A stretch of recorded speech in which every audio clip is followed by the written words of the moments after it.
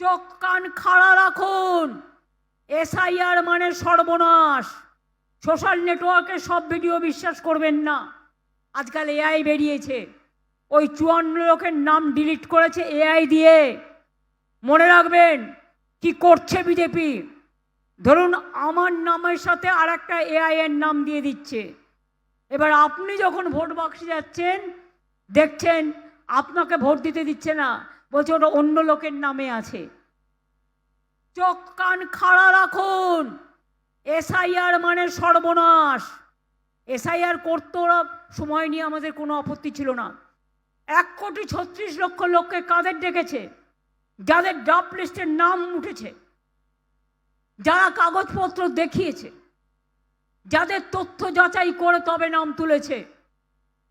তুমি এসআইআর করতে 2 মাস টাইম নিলে, আর বাদ দিতে 1.5 কোটি লোককে 1.5 দিন টাইম নিলে।